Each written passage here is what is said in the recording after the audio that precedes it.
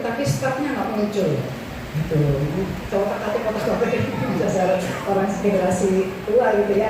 Saya lari lagi masuk ke rumah, tanya anak saya, ini gimana caranya. Ya jadi mungkin dalam hal-hal seperti itu kita itu kalah dengan anak-anak kita terkait dengan gadget. Ya kemarin juga gitu, saya mau zoom gitu ya, zoom sama teman-teman, kemudian ada acara Zoom, saya mau recording gitu ya. Kemudian saya juga tanya, ini lanjutannya gimana setelah di record? Habis itu kan di save, save-nya mau nge-save di mana gitu kan, ada beberapa pertanyaan itu juga saya tanya anak-anak. Jadi memang kita itu terkait dengan gadget sudahlah kalah. Cucu saya sudah punya cucu 3 ya, sudah punya cucu 3 yang besar usia 2 tahun, yang kecil baru 8 bulan.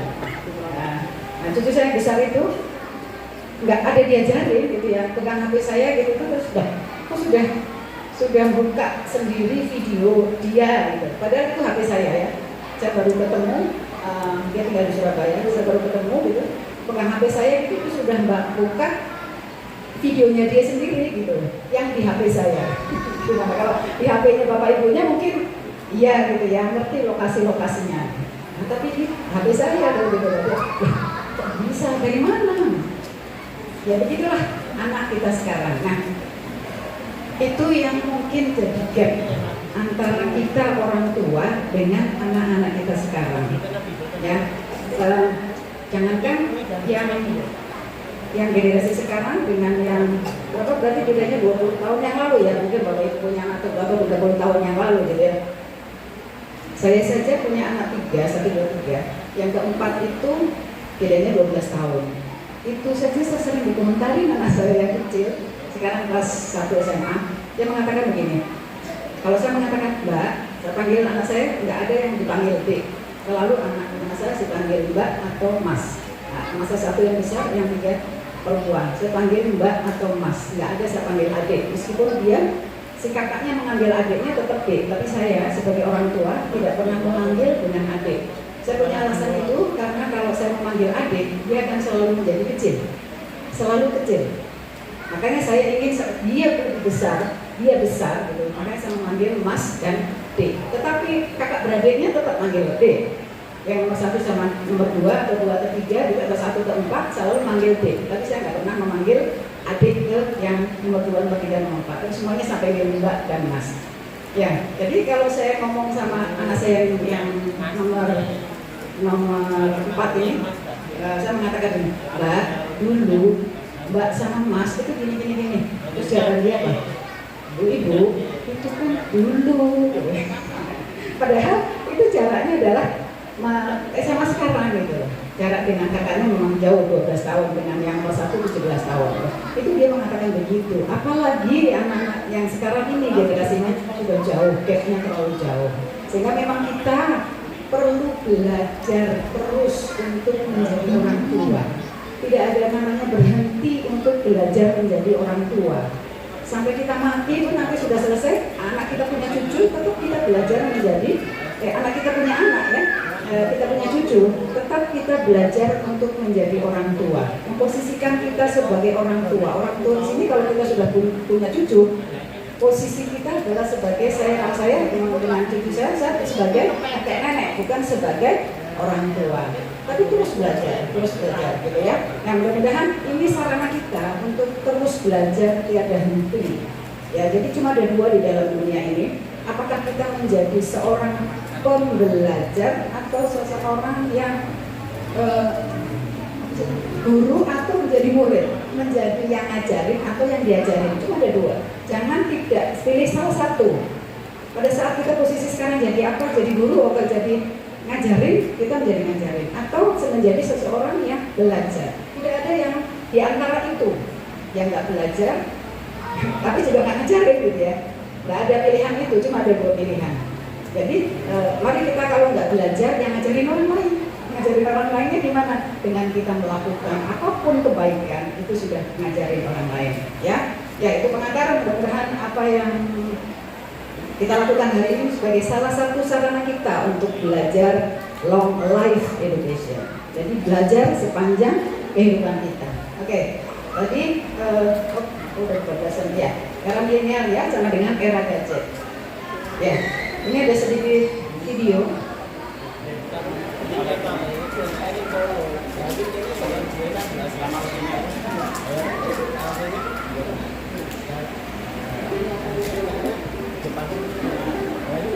Ya, 13 penyakit akibat kecanduan gadget.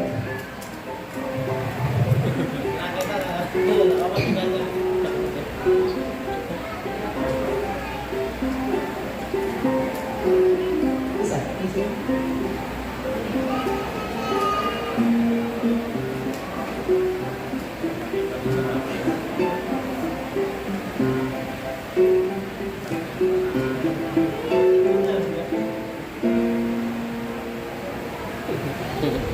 Balik ke sini.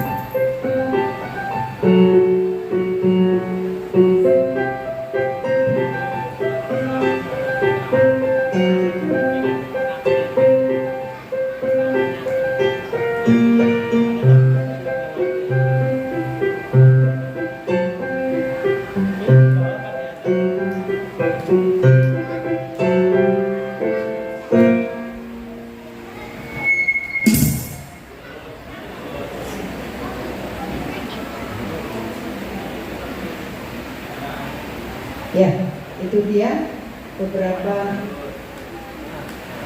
penyakit yang terkait dengan gadget. Ada yang seperti itu? Ada ya? Ada yang narsis. Kalau saya lihat itu jadi sekarang males banget lihat IG. IG-nya itu isinya orang narsis semua gitu. Ya, jadi ada yang sebentar-sebentar bahkan ngaji ya. Ngaji di sampingnya HP, satu halaman buka HP. Satu halaman buka HP gitu ya. Kalau ngaji itu harus bismillahirrahmanirrahim 60 menit tinggalkan HP gitu. Jadi fokus 60 menit udah dapet 1,5 juz gitu ya. Yang mudah-mudahan itu tidak terjadi ya. Atau terjadi? Kan belakang ada suaranya. Ada terjadi? Cuma senyum aja kayaknya, gak berani mengiyakan juga. Ya baik, mudah-mudahan itu pun kalaupun terjadi nggak kebangetan ya. Sampai tadi ada barang yang dicuri kita nggak tahu gitu ya. Banyak sekali memang dampak negatif ya, itu dampak negatif dari gadget ya. Yang kalau kita melihat positifnya ada, tetapi negatifnya juga banyak banget sampai 13. Kalau itu semua kita miliki, itu kan prihatin kita ya. Nah, ini yang kita jaga, jangan sampai ini terjadi sama anak-anak kita. Apalagi anak-anak kita itu masih SD ya. Mungkin beda kalau anak itu sudah balik, mungkin beda lagi cara kita mengontrolnya. Tapi karena ini masih SD ya. Jadi memang kontrolnya itu berada di orang tua. Ya, apa itu gadget? Gadget itu segala sesuatu ya piranti atau instrumen yang memiliki tujuan dan fungsi praktis yang secara spesifik dirancang lebih canggih dibandingkan dengan teknologi yang sebelumnya. Jadi ada unsur pembaruan berukuran yang lebih kecil. Nah ini dia, live without phone. Bisa nggak kira-kira sekarang hidup tanpa phone? Pernah beberapa hari yang lalu tuh WA macet ya? Beberapa hari yang lalu. Kenapa kira-kira? Pencet aja ya HP-nya. Oh nggak bisa sih, berapa jam ya? 3-4 jam ya waktu itu kalau nggak salah ya.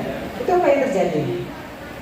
Atau mungkin bahkan ya ada yang lupa ke pasar nggak bawa HP, atau pergi kemana nggak bawa HP, itu lebih terasa nggak enak daripada nggak bersama pasangan. Ya, karena gelisah jadinya, mana ya gitu ya. Nah, because it's terrible ya, because I do everything on my phone. Ya, semuanya sekarang pakai handphone. Belanja ya, pakai apa? Banyak banget. Tokped, apa? Shopee, apa lagi? Lazada. Apa lagi? Bukalapak. Bukalapak. Bukalapak, ya. Belum lagi yang online yang itu sifatnya pribadi, ya. Coba kita lihat pemakaian HP untuk sosmed jelas ya, untuk sosial media, untuk perkawanan, untuk pertemanan ya. Mungkin yang dulunya tidak ada pertemanan dengan teman-teman kita di zaman dahulu ya, menjadi ada pertemanan. Nanti saya share aja Pak ininya, materinya saya share aja. Biar nanti kita tahu sama Ustazah ya, biar kita lebih fokus ya. Untuk sosmed ya.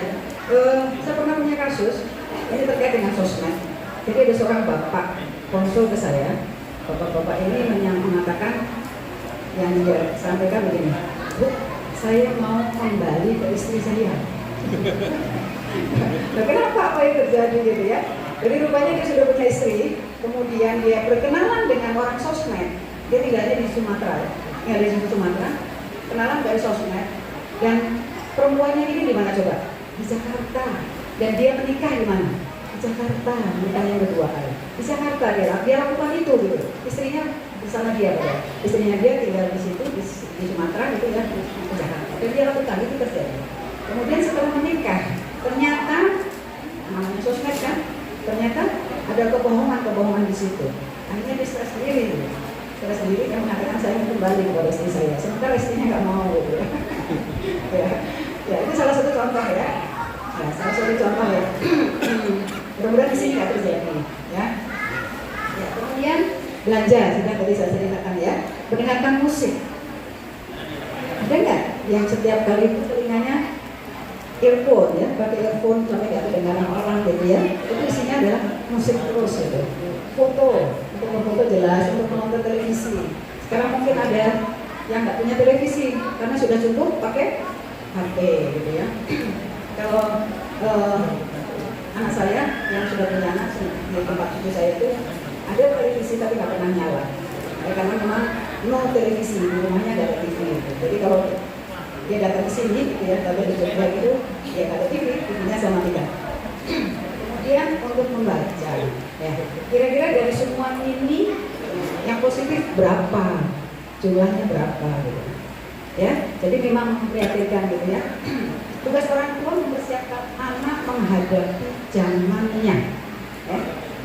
Apakah orang tua sudah mempersiapkan anak menghadapi era digital saat ini dan era kedepannya? Jadi kita mendidik anak itu bukan di zaman kita, tetapi mempersiapkan anak kita untuk hidup di zamannya. Yang kita tidak tahu zamannya dia seperti apa. Jadi makanya kan harus kokoh dulu di sini karena nanti kita sudah nggak ada, dia bisa survive. Gimana anak kita itu bisa survive, bisa tetap bertahan hidup tetap dengan rambu-rambu dari Quran dan Sunnah, gitu ya. Bagaimana itu bisa terjadi? Gitu. Itulah tugas kita. Ya, bukan hidup di zaman kita. Makanya yang tadi saya sampaikan di awal, kita sebagai orang tua itu terus belajar sampai akhir hayat kita agar kita bisa mengantarkan anak kita itu semuanya bisa survive, bisa bertahan di dalam menghadapi kehidupan. Gitu ya. Oke, coba pilih salah satu anak, satu aja anaknya ya, bayangkan yang ada di SD aja. Ya. Bolehkah anak menggunakan gadget? Ayo dong, Siapa mau berpendapat? Boleh nggak anak kita yang tadi dibayangkan, satu aja anak, boleh nggak pakai gadget, main gadget? Yuk, boleh berpendapat? Mau ibu, mau bapak, boleh? Ya, boleh nggak? Ada naik lagi ya?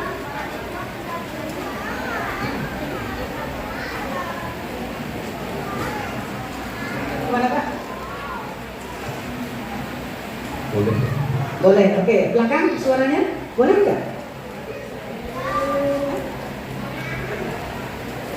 Boleh tapi dengan syarat tertentu.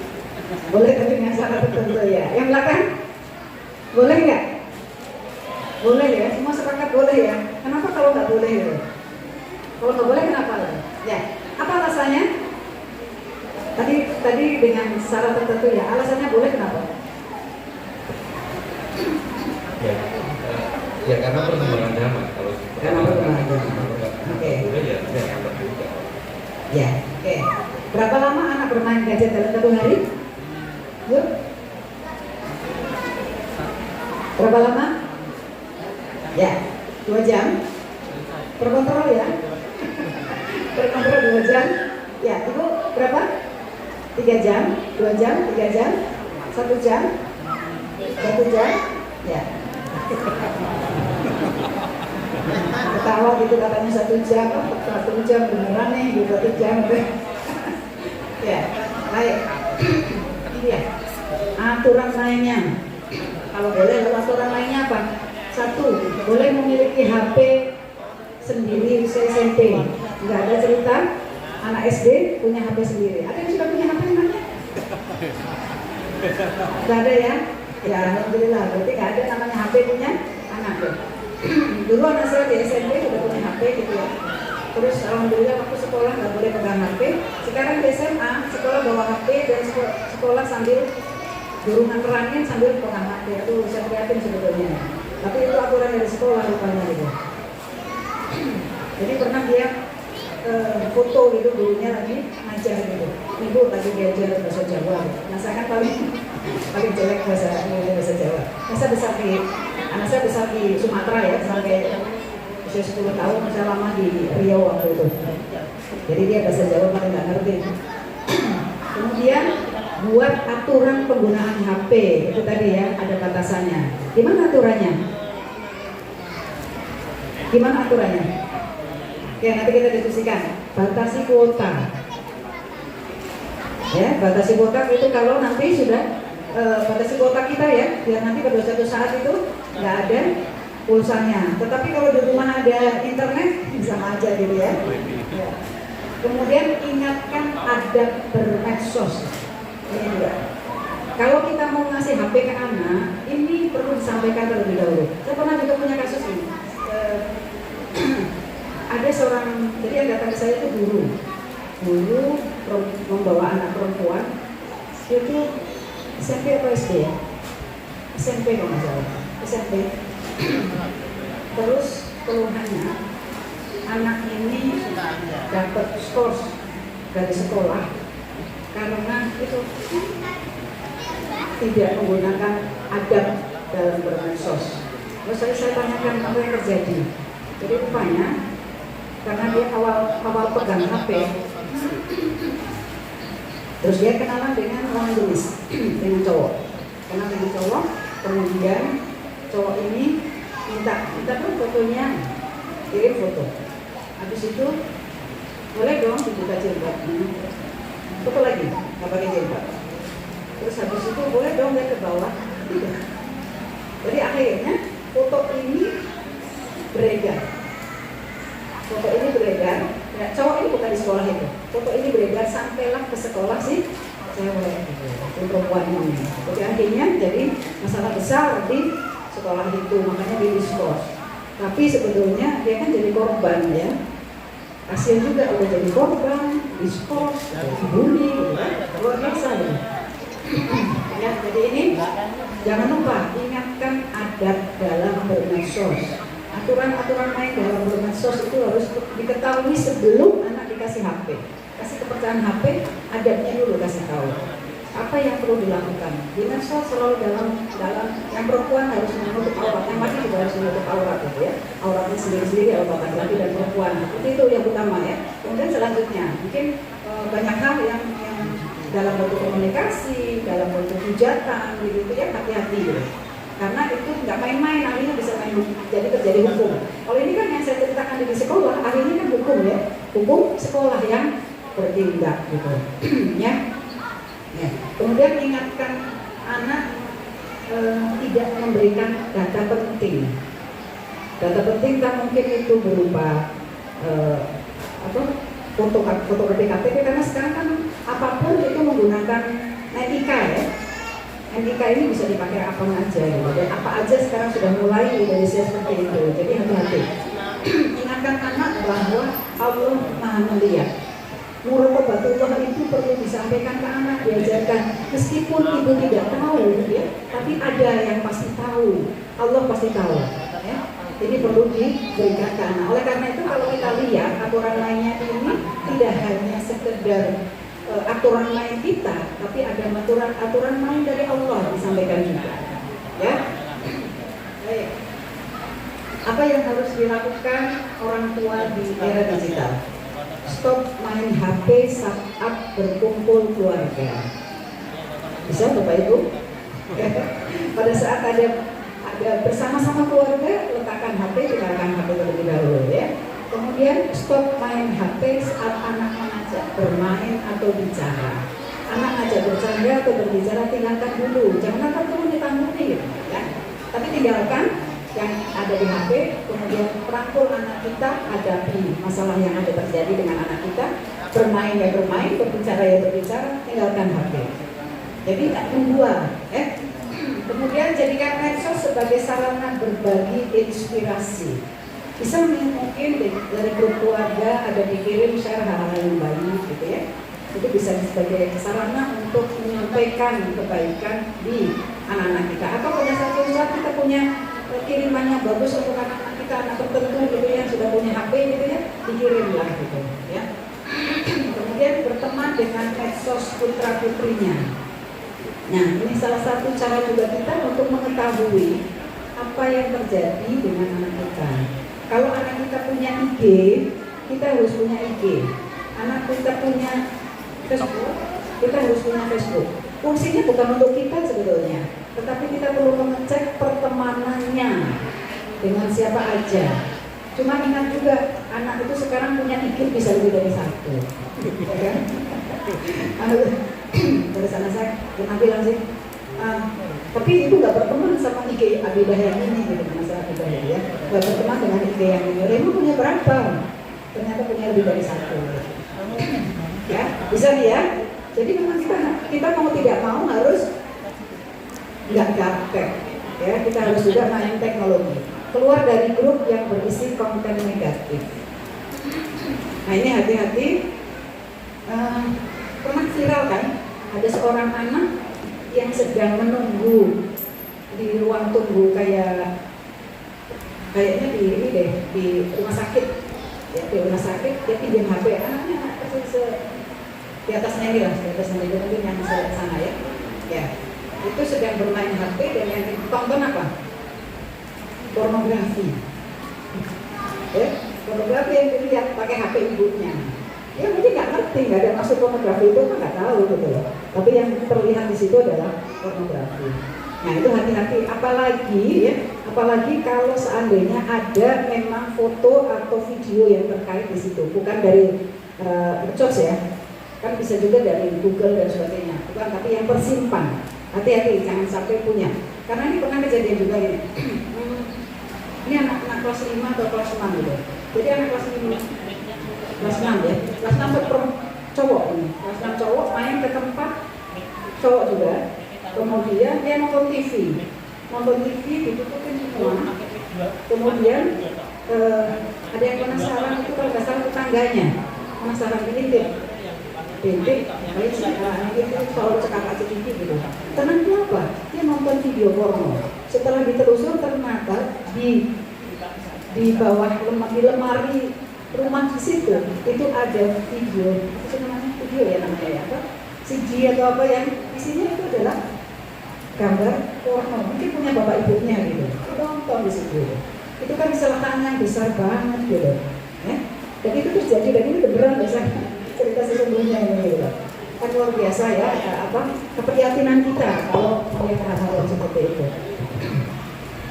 Itu ya sudah ya. Jadi pastikan tidak ada. Apalagi kalau tidak cuma HP ya, tapi juga termasuk yang tadi di rumah mungkin ada CD atau anak-anak sekarang nggak tahu CD ya. Nggak tahu ya.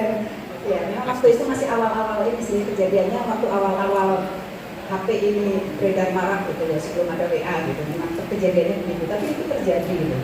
Dan tidak diketahui, yang mengalami tidak diketahui oleh orang tuanya. Yang tahu itu tetangganya penasaran, ini kok pasti jam segini anak-anak siang hari ya, anak-anak cekak-cekik ditutupin rumahnya semua gitu. Apa sih gitu? Ternyata itu. Oke. Jadi inilah peran orang tua. Batasi, dampingi, buat aturan dan doa. Ini yang bisa dilakukan kita menghadapi anak di masa milenial ini. Oke. Ini satu-satu caranya. Nah, batasi. Anak usia 0 sampai 2 tahun sama sekali tidak terpapar gadget. 3 sampai 5 tahun dibatasi 1 jam per hari. Anak 6 sampai 18 2 jam per hari. Itu dari Asosiasi Dokter Anak Amerika Serikat dan Kanada. Kalau kita syukur-syukur lebih kecil dari itu ya. Ya, batasan penggunaan gadget, balita diberikan preschool maksimal 30 menit. Anak kecil yang sudah masuk SD maksimal 30 sampai 40 menit ya. Anak pra-remaja maksimal 1 jam, anak remaja di tingkat SMA maksimal 2 jam. Cuma sekarang masalahnya ada tugas-tugas sekolah yang menggunakan gadget. Ya. Jadi anak itu suruh cari sendiri jawabannya lewat internet. Dan itu sudah terjadi di SD kan. SD itu anak sudah suruh mencari sendiri. Ya, itu tadi batasi ya. Jadi batasan itu disepakati dengan anak. Syukur-syukur ada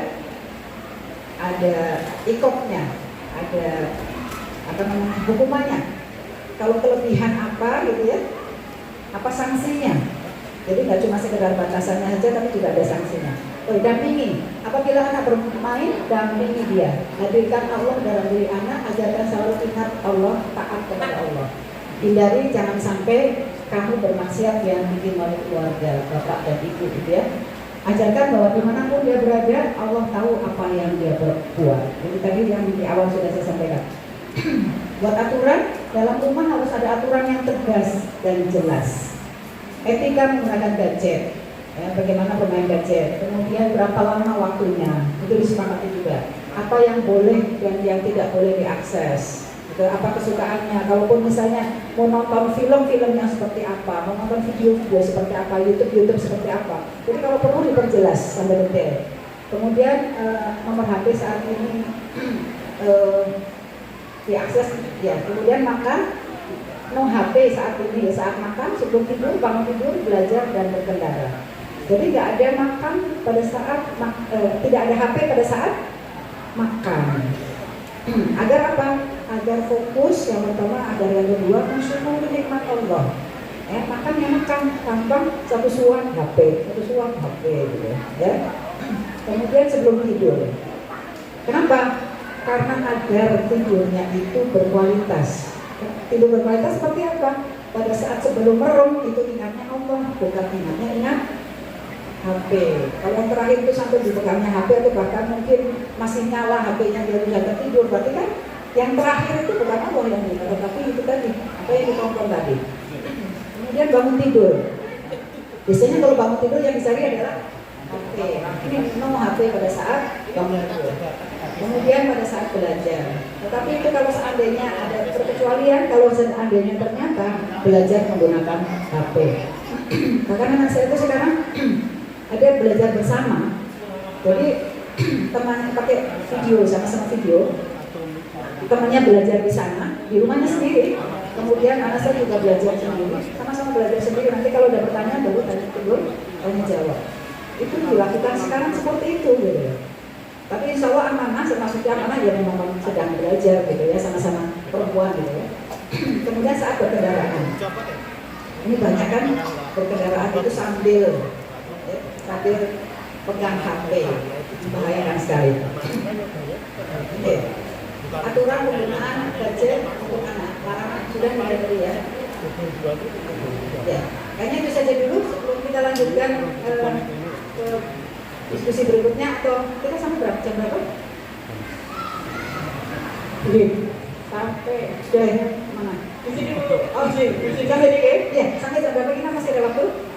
Atau tanya jawab dulu? Ya, boleh tanya jawab dulu Ibu. Masih ada waktu berapa menit? Masih ada waktu 15 menit masih ada. Oh, cuma 15 menit ya. Baik, siapa yang mau menyampaikan unek-uneknya, perasaannya, hatinya? Monggo. Monggo, boleh Ibu. Monggo Bapak Ibu, yang ingin menyampaikan pertanyaan. Ibu-ibu mungkin bisa mempersiapkan diri. Ya, monggo Pak.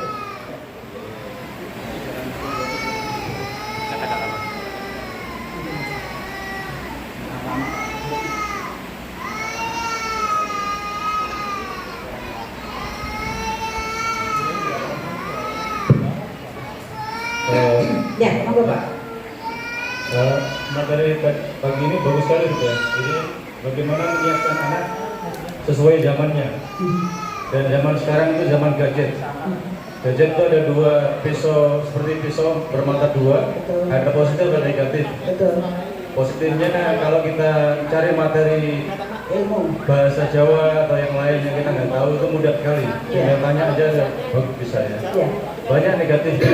Nah, yang saya tanyakan itu mengurangi negatifnya. Kalau orang tua sendiri kecanduan, nah, Ya. kemudian anak juga ya ikut dan nggak bisa itu apa namanya, nggak bisa ya karena orang tua juga merasa bersalah atau susah ya. Jadi misalnya kecanduan game berjam-jam ya sampai mungkin jarinya sakit atau apa ya. Jadi ada dilema. Kalau di rumah itu banyak gadgetan, kalau di luar itu berbahaya karena mungkin naik sepeda atau apa gitu. Ada dilema di sini ya. Nah, gimana cara kita mengatur ya? Mungkin sebagian orang tua ada yang bisa, misalnya anaknya ikut apa ya kegiatan di luar gitu ya, aktivitas jalan-jalan dan sebagainya. Tapi bagi orang tua yang mungkin sibuk atau apa, atau mungkin nggak ada alternatif lain itu gimana caranya ya mengurangi akibat negatif dari gadget? Makasih. Ya, ya. Sebenarnya tadi sudah saya sampaikan nggak ada batasan kontrol ya, tapi nggak apa-apa. Hal lain selain yang tadi saya sampaikan adalah membuat anak itu sibuk tidak menggunakan HP, tapi sibuk yang lain. Contohnya sibuk berolahraga. Masukkan anak ke klub olahraga, apa yang dia minati, ya, apapun. Kalau saya dulu memberikan pada satu usia SD, anak saya masukin beberapa klub olahraga. Bukan untuk dia berprestasi, tetapi untuk menemukan bakatnya dia berada di mana. Ya, dulu anak saya yang nomor 4 ini pernah ikut tanding catur. Gitu. Sebenarnya saya nggak suka catur itu, ya, sukanya karena menghabiskan waktu dan sebagainya, jadi akhirnya berdampak negatif gitu ya. Tapi ya nggak apa-apa, untuk sementara itu kita sedang mencari jelajah gitu ya, menjelajah anak ini kemana gitu. Aktifkan olahraga. Kalau perlu di sekolah itu ada ekstrakurikuler yang full, yang isinya adalah aktivitas fisik. Karena pengaruh yang besar di gadget ini adalah aktivitas fisik. Ya, aktivitas fisik anak-anak kita tuh menjadi jauh berkurang. Nah, ini yang mungkin perlu kita tambahkan. Waktu-waktu kita maupun waktu-waktu dengan anak-anak itu adalah waktu yang menggunakan kegiatan fisik. Kegiatan fisik itu boleh dilakukan bersama-sama atau boleh dilakukan dengan anak sendirian. Ya. Nah, kalau tadi misalnya Bapak mengatakan bersepeda itu membahayakan, ya, pakai aturan yang boleh bersepeda di mana, atau mungkin antarkan ke lapangan, ya, atau mungkin bersepeda yang aturan lain bersepeda yang safe seperti apa, yang amannya seperti apa. Jadi aktifkan aktivitas fisik itu perbanyak, kegiatan apapun yang ada di sekolah ikutkan. Jangan khawatir dengan prestasi akademik gitu. Ya, kalau saya, anak saya milih, Bu, ini malah milih ekstra yang mana? Ekstra yang non akademik. Kenapa? Saya yakin sekolah sudah mempertimbangkan bagaimana akademis anak itu masuk. Yakin saya gitu. Jadi aktivitas ekskul itu ya jangan menggunakan akademik lagi gitu. Kecuali kalau untuk yang tadi remedi gitu lah ya, untuk remedi mungkin lain ceritanya gitu. Tapi untuk ekskul perbanyaklah di sekolah ini ekskul yang sifatnya adalah menggugah untuk fisik, untuk selalu bergerak. Itu agar anak kita tuh lebih lincah. Itu mungkin solusinya Pak? Ya. Yang lain? Ibu, ada pertanyaan? Monggo. Belum ada? Ya. Saya izin bertanya. Oh, oke, monggo. Ya. Oke, mohon maaf. Ini terkait dengan sinkronisasi aturan orang tua di rumah, ya, misalnya. Anak sudah diajarkan untuk pegang HP hanya Sabtu Minggu, misalnya. Ya. Tapi kemudian kadang anak-anak itu melihat orang tuanya kok juga sibuk dengan HP. Jadi orang tuanya juga sibuk dengan HP, sehingga kayaknya aturan ini hanya sebatas aturan saja. Ya. Nah ini bagaimana sebenarnya para orang tua ini, saya juga terutama saya gitu ya, memanage sendiri. Ya. Ya betul. Karena anak itu selalu orang tua selalu jadi contoh gitu, selalu dilihat. Kenapa gue main HP? Kok gue main HP? Apa sih? Itu kan anak yang masih kecil itu ya. Seperti itu ya. Baik, sebelum membuat aturan memang kita dulu gitu ya, kita dulu ya mematuhi menggunakan aturan itu. Jadi aturan yang ada itu aturan kita, anak dengan saya gitu, bukan aturan anak. Tapi itu adalah aturan kita sehingga diperlakukan secara bersama. Ya. Seperti dulu waktu ada TV, awal-awal mulanya TV kan, itu belum ada lahir ya. Awal-awalnya TV juga gitu. Boleh nonton TV, tetapi kalau didampingi atau kalau bersamaan gitu. Ya, jadi pada saat tidak ada anak juga kita tidak menonton televisi seperti itu. Aturannya dengan gadget itu juga begitu. Aturan itu adalah aturan kita bersama dan berlaku untuk seluruh keluarga, sehingga akan lebih mudah. Gitu. Kalau saya kayak yang tadi misalnya kita sudah niat membaca Al-Quran, jadi kita tinggalkan HP itu jauh dari duduk di mana kita Bismillah untuk duduk membaca Al-Quran dalam jangka waktu sekian, tinggalkan gitu. Kalau enggak nanti kita kan gatel bolak-balik seperti tadi video tadi ya, melakukan sesuatu lihat HP, kemudian masak belum selesai lihat HP, cuci lagi belum selesai lihat HP, jadi akhirnya kita berkali-kali. Padahal sebetulnya nggak penting-penting banget kan, yang kata lihat itu kan nggak penting-penting banget gitu. Kalaupun penting kan yang telepon nantinya gitu kan.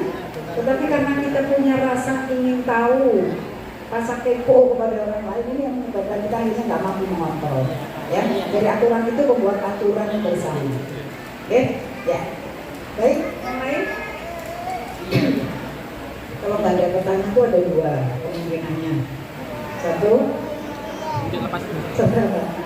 Satu sudah tahu semuanya. Yang kedua nggak tahu apa-apa. Tanggal aja ya. Monggo Ibu, ada lagi? Ya, monggo Pak. Ada apa-apa? Assalamualaikum warahmatullahi wabarakatuh. Ya, waalaikumsalam warahmatullahi wabarakatuh. Mohon izin sedikit bertanya ini. Untuk saat ini anak itu yang di sekitar saya ya, anak saya sendiri juga gitu. Selain itu YouTube ya, yang sekarang YouTube. Itu ternyata efeknya dia ke emosionalnya itu agak sensitif dan tinggi ya. Itu ya yang sudah dilakukan pendekatan. Mungkin yang anak pertama mungkin sifatnya begini, nanti pendekatannya ini. Yang anak kedua mungkin agak beda. Nah itu yang saya rasakan tuh dia untuk emosionalnya itu sedikit tinggi gitu. Nah itu mungkin ada trik-triknya untuk pendekatan anak itu agar nggak beradu gitu kan. Kita kadang kalau pas santai aja sih emosinya mungkin ya bisa slow ya. Kadang terpanjang itu marah gitu kan. Ya. Nah gitu. Terima kasih. Assalamualaikum warahmatullahi wabarakatuh. Ya, mungkin kesempatan yang lain biar lebih banyak lebar kita bicara tentang bagaimana orang tua mengendalikan emosi ya. Itu penting juga materinya, cuma nggak panjang. Tapi paling tidak saya akan sampaikan sedikit tentang bagaimana trik komunikasi secara singkat saja. Komunikasi dengan anak ya. Yang pertama, lepaskan masa lalu. Ya. Lepaskan masa lalu itu artinya apa? Baik kesalahan anak maupun kesalahan kita orang tua. Kadang-kadang kita tuh mengatakan dulu ibu ya begini. Ya kan? Dulu bapak begini. Ini masa lalu. Padahal itu berbeda. Ini dalam rangka menasehati ya. Dalam rangka menasehati. Nah, ini anak jadi nggak percaya. Zamannya sudah beda bu. Bapak sudah nggak begitu lagi. Sudah nggak bisa begitu. Gitu. Makanya kita harus ikuti zaman. Lepaskan masa lalu ya. Kadang-kadang kita nggak terkontrol juga tuh. Ibu ini kalau cara belajar saya nggak kayak gini deh. Kok sekarang cara belajarnya sedikit YouTube gitu. Atau mungkin YouTube sebagai juga cara belajarnya. Artinya mencari solusi lewat YouTube ada juga kan? Ya. Kemudian yang kedua, hargai pendapatnya, jadilah pendengar yang baik. Nah, ini yang sulit. Kenapa? Kita tuh orang tua terbiasa banyak ngomong, ya. Padahal kita punya 2 telinga, 1 mulut. Artinya kita lebih banyak mendengarkan daripada kita menggunakan mulut. Tetapi kan kadang-kadang kita gatel dan ngomong. Padahal itu kontrol ya.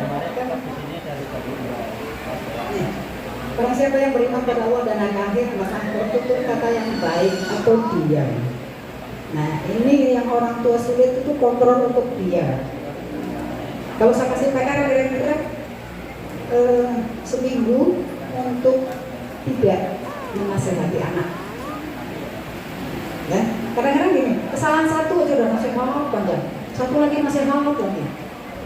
Kalau ditanya, sudah tahu belum nasihatnya?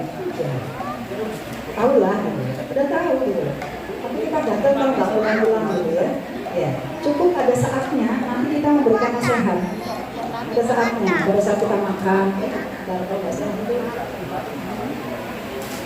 nah, waktu yang tepat untuk menasihati.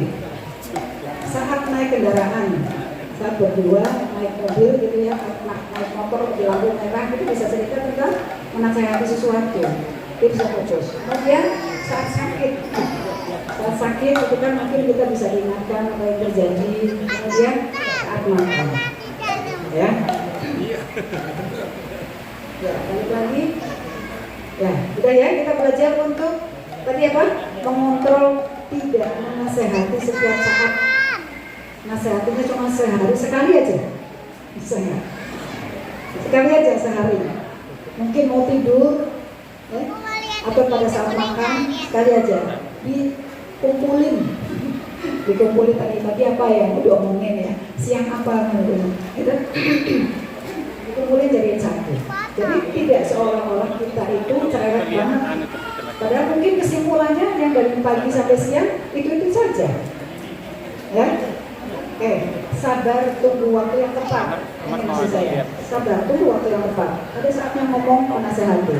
Ya. Kemudian gunakan bahasa yang santun, pilih kalimat yang baik. Ingat bahwa omongan kalimat kita bisa menjadi doa. Jadi hati-hati kita pada saat berbicara. Ya. Kapan kita sedang meluapkan emosi, itu pada saat hati kita plong, saat kita menghukum anak. Kalau kita memberikan misalnya menasihati anak, cukup dengan kata-kata yang tidak bernada tinggi, itu sudah bisa ditangkap kok itu nasihat. Tidak perlu dengan cubitan, tidak perlu dengan pukulan gitu. Ya, yang dirasakan oleh anak pasti rasa sakit. Nah, di mana letaknya kita meluapkan emosi pada saat kita merasa lega? Misalnya cubitan, itu artinya sudah bukan lagi pendidikan, bukan lagi pengasuhan, tetapi orang tua meluapkan emosinya. Nggak sehat lagi kalau sudah begitu. Tetapi kalau kita ngomong dengan nada yang biasa, datar, itu adalah memberikan nasihat, itu yang lebih tepat daripada tadi dengan kita plong karena kita sudah mengekspresikan gitu ya. Sudah ya, hindari konflik masuk ke dunia anak. Ya, artinya perselisihan kita dengan anak itu jangan terus dibawa, diungkit terus akhirnya menjadi masuk ke dalam diri anak. Kemudian tidak membandingkan. Anak yang satu dengan anak yang lain memiliki kemampuan yang berbeda-beda, tidak dibandingkan baik dengan kakak adiknya maupun dengan kita ataupun dengan orang-orang yang lain atau dengan teman-temannya. Coba lihat itu, si itu kan selalu juara. Jangan anak apa? Ya, itu kan dia. Itu kan dia bisa juara. Gitu. Saya kan nggak sepintar itu, saya kan kurang di sini dan seterusnya, gitu ya. Lebih baik, terus gimana kalau membandingkan? Kalau mau membandingkan, bandingkan diri sendiri anak itu di masa lalunya. Itu boleh. Dulu pernah nih dapat nilai, misalnya anak saya bahasa Jawa gitu kan dapat nilai 8, pernah ini kemarin dapat nilai 33 memang gitu ya. Terus kemarin pasti bisa deh lebih dari ini. Gitu. Kemarin ulangan lagi udah alhamdulillah dapat nilai 80 gitu kan. Nah, kan artinya bahwa pernah bisa dibandingkan dengan dirinya sendiri saja, tidak dengan dibandingkan orang lain, baik keluarga, orang tua maupun teman-temannya. Ya, itu Pak. Ya, baik. Ada lagi?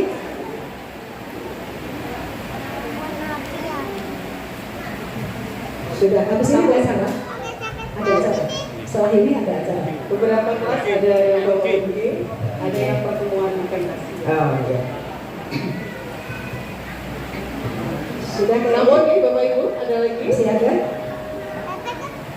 Sepertinya sudah tidak ada. Sudah mau siap-siap ya, baik. Terima kasih atas apa yang perhatian dari Bapak Ibu semuanya atas apa yang tadi saya sampaikan. Harapan saya yang di sini ada berapa orang nih? 100? Iya. Ada 100 orang. Nanti yang mengetahui materi saya bukan 100. Gimana caranya? Bapak Ibu punya tugas untuk menyampaikan pada 10 orang. Ya. Jadi apa? Ilmu yang Bapak Ibu miliki tersalurkan pada orang lain sehingga berkahnya menjadi banyak. Ya, itu tugas Bapak Ibu semuanya menyampaikan apa yang dimiliki kepada orang lain. Kemudian lanjutkan tadi kalau misalnya mau apa istilahnya? Tadi materinya kan masih bisa berkelanjutan gitu ya Bu ya. Materi-materi yang dari dunia itu ada yang tadi mengontrol emosi dan sebagainya. Jadi Bapak Ibu silakan nanti mengikuti kelas parenting berikutnya gitu ya Bu. Kalau ada yang menggunakan seperti itu nanti bisa daftar lewat sekolah. Berarti maksudnya nanti saya yang mengelola gitu? Oke, seperti itu. Oh ya, saya dulu memang pernah buka kelas forum orang tua. Isinya adalah orang tua yang memiliki anak usianya sebaya. Kenapa sebaya? Karena agar lebih mudah untuk memberikan informasi nggak kemana-mana, tapi khusus pada usianya dia saja. Kemudian juga ada pembandingnya antara orang tua satu dengan orang tua yang lain, sehingga akan mempermudah terjalinnya komunikasi. Nah, kalau memang sekolah mau ngadain, monggo nanti mungkin bisa daftar aja ke sekolah kalau mau ikut kelas parenting saya, dan biasanya saya 3-4 bulan selesai gitu ya dengan materi dari kita gitu ya, dari saya gitu ya, 3-4 bulan selesai. Tapi memang saya tidak kelas yang besar karena biasanya ada PR mingguan apa yang perlu dikerjakan. Kalau kelasnya besar gini kan saya sulit memantau gitu. Jadi kelasnya memang kelas kecil-kecil. Monggo nanti ke Ustazah Rofi saja untuk mendaftarnya. Ya, itu saja. Terima kasih. Mohon maaf lahir batin. Kalau mau ada yang konsul, ya, ini nomor telepon saya. Silakan kalau mau ada yang mau ditanyakan nggak enak lewat forum, bisa tanya ke saya. Biasanya memang ada beberapa yang japri terkait dengan masalah-masalah yang mungkin sifatnya pribadi. Ya, terima kasih. Mohon maaf lahir batin. Assalamualaikum warahmatullahi wabarakatuh.